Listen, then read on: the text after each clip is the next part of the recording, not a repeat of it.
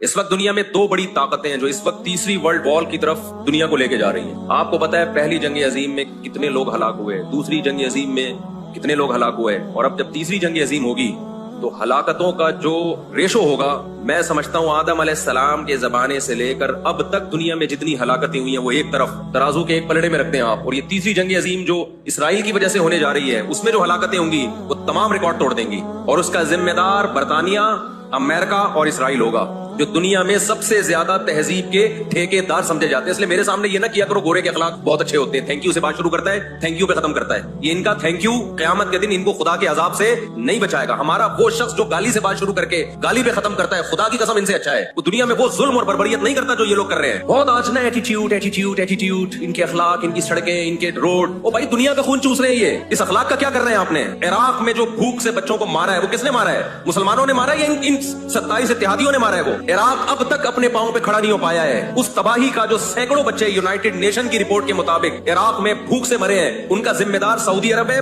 پاکستان ہے, یا وہ 27 اتحادی ممالک ہیں جو سارے غیر مسلم کنٹریز ہیں جنہوں نے 27 ملکوں نے مل کے عراق پہ حملہ کیا تھا اور جھوٹا الزام لگایا کہ ان کے پاس کیمیکل ہتھیار ہے. اب بھی دنیا کو اگر ہوش نہیں آتا اور کفر کی حقیقت سمجھ میں نہیں آتی ہے, ہمارے لبرل اور سیکولر طبقے کو جو صبح و شام ان کے گن گاتے ہیں, تو پھر آپ کو اس کا اللہ کے سامنے حساب دینا پڑے گا.